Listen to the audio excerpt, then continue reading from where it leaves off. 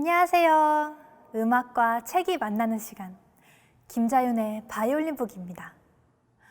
오늘은 고 유재하의 노래죠. 가리워진 길 바이올린 연주로 들려드렸는데요. 고작 25의 나이에 교통사고로 세상을 떠나야 했던 가수 유재하. 그러나 그가 남긴 음악은 여전히 우리 기억 속에 살아 숨쉬고 있습니다. 그의 음악적 업적과 삶을 기념하는 유재하 음악경연대회는 올해로 벌써 31주년을 맞이한다고 하니까 정말 대단하죠. 유재하 음악경연대회는 유재하처럼 아주 젊고 유능한 싱어송라이터를 계속해서 발굴해내는 창구가 되어 왔습니다. 가장 필요한 방식으로, 가장 의미 있는 기념 방식으로 유재하를 기념해온 유재하 음악경연대회. 저는 그런 점에서 유재하 음악경연대회야말로 제대로 된 기념의 방법이라고 생각합니다. 오늘 제가 가수 유재하를 떠올리게 된 것은 바로 이 책 때문이었습니다. 고려대 사학과 최호근 교수가 지은 기념의 미래. 바로 잘못된 기념의 방식을 돌아보고 나아가 제대로 무언가를 기념하기 위해서는 우리가 어떤 고민을 해야 하는지 제시를 해주는 책인데요. 우리 사회에는 기념이라는 말을 의례적이고 또 형식적으로 쓰이게 만드는 정말 진부하고 쓸모없는 기념 방식이 넘쳐납니다. 여러분 역시 문득문득 그런 느낌을 받은 적이 있으셨을 것 같아요. 가령 이런 부분들 때문이죠. 동작동 국립묘지 중앙의 탑은 얼마나 높을까? 31m다. 4.19 묘지탑은 21m, 5.18 묘지탑은 40m다. 마치 높이 쌓기 경쟁이라도 하는 것 같지 않나? 안장된 분들의 희생의 의미나 희생의 넋을 위로하는 우리 마음의 무게가 탑 높이와 비례한다고 생각해서일까? 사실 저는 이 부분이 정말 공감이 됩니다. 정말 탑 높이가 높으면 추모하고 기념하는 마음 역시 높아지는 거라고 생각하는 게 아닌가 하는 의심이 들기도 했는데요. 더군다나 주변의 풍경은 아랑곳하지 않고 무작정 위로 쑥 솟아오른 첨탑들은 때로는 기괴한 인상까지 줍니다. 그런가 하면 저자는 이런 부분도 꼬집습니다. 세종문화회관에서 열린 광복절 기념행사 무대에서 소년소녀 합창단이 태극기를 흔들며 신독립군가를 부르는 장면을 TV 화면으로 지켜봤다. 이상했다. 밥도 아니고 죽도 아닌, 스파게티도 아니고 잔치국수도 아닌 정체불명의 음식을 맛보는 기분이었다. 물론 어린 소년소녀 합창단이 태극기를 흔들며 신독립군가를 부르는 것은 행사의 이벤트처럼 차려진 일종의 보여주기식 메뉴였겠죠. 하지만 함께 공감하고 또 함께 소통하는 경험의 맥락 없이 등장한 이 합창단의 신독립군가는 오히려 공감의 연대를 해치는 어색함만을 키우지 않았을까 하는 생각이 듭니다. 그렇다면 과연 이 책의 제목이 주는 것처럼 더 이상 박제화되지 않고 또 상황과 맥락에 맞게 모두의 공감을 이끌어낼 수 있는 진정한 기념의 미래는 어떤 모습이어야 할까요? 저자 최호근 교수는 책 속에서 우리나라는 물론 외국의 여러 사례를 통해 진정한 기념의 방식을 고민케 하는데요. 그 중에서 제 마음을 잡은 부분이 있습니다. 바로 헝가리의 수도 한복판을 흐르는 다뉴브강 제방 위에 세워진 다뉴브 강둑 위의 신발들이라는 조형물 이야기인데요. 1944년과 1945년 당시 나치의 앞잡이로 악명 높았던 화살 십자가 민병대 대원들은 수천의 유대인 희생자들을 다뉴브강의 강둑 끝자락에 가만히 서 있게 한 후 총을 쐈습니다.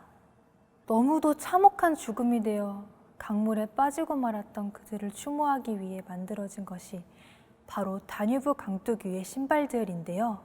최우근 교수는 책 속에 이런 이야기를 적어두었습니다.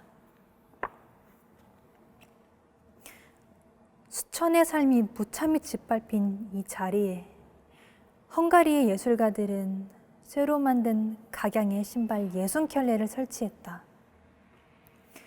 그렇게 세워진 이 낮은 불연 속의 기념물은 살아서 이곳을 방문하는 이들과 비운의 사자들 사이에 먼 거리를 이어준다. 절제되면서도 충분하게 그날의 비극을 전하고 또 시대를 넘어 모두의 마음을 일렁이게 하는 특별한 기념 방식. 정말 어떤 장치나 기법보다 더 효과적인 기념 방식이라는 생각이 듭니다.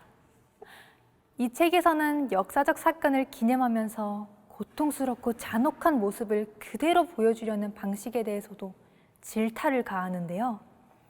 가령 희생자의 유골로 탑을 만들거나 진열장에 넣어 보여주는 캄보디아의 기념 방식이나 서대문형무소 박물관에서 울려 퍼지는 고문당하는 애국지사들의 비명소리는 과거를 현재적으로 기억하는 데 오히려 걸림돌이 된다고 지적합니다.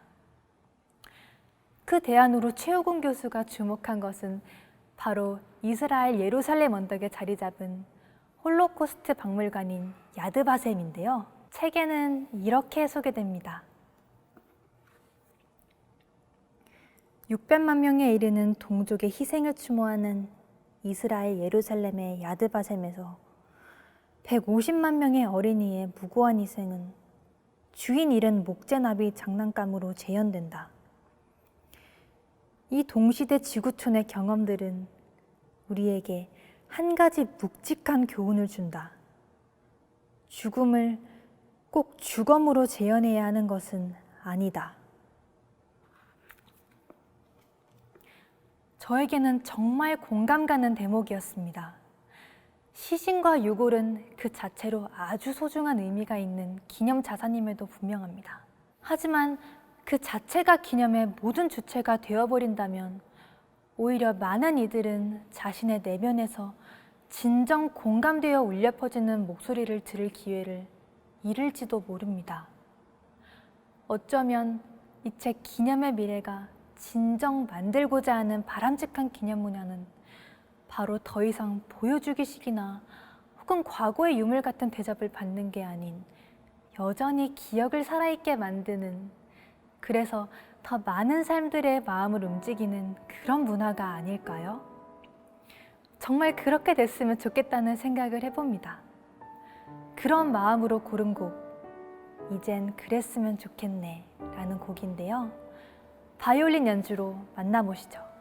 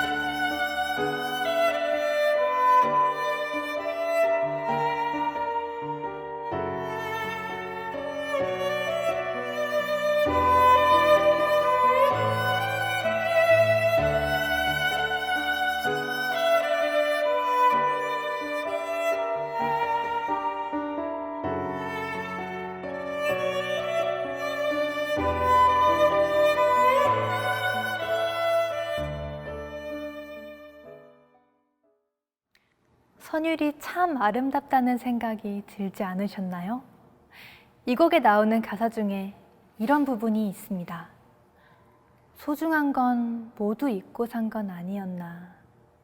이젠 그랬으면 좋겠네. 그대 그늘에서 지친 마음 아물게 해. 소중한 건 옆에 있다고. 시간이 지나도 정말 소중한 것은 우리 마음속에서 잊지 않게 울림과 공감을 갖도록 해주는 것. 그게 바로 기억의 의미인 동시에 우리가 놓치지 말아야 할 기억의 미래가 아닐까요? 오늘의 책, 고려대학교 출판문화원에서 펴내고 고려대 사학과 최호근 교수가 지은 기념의 미래. 무언가를 어떻게 기념하고 기억할 것인지에 대한 생각을 갖게 만들어주는 책이었습니다. 꼭 한번 읽어보시길 바랍니다. 그리고 김자연의 바이올린북도 늘 기억해 주시고요. 잊지 않고 구독과 좋아요 눌러주세요. 그럼 다음 시간에도 좋은 책과 음악으로 여러분과 함께 하겠습니다. 바이올린 북!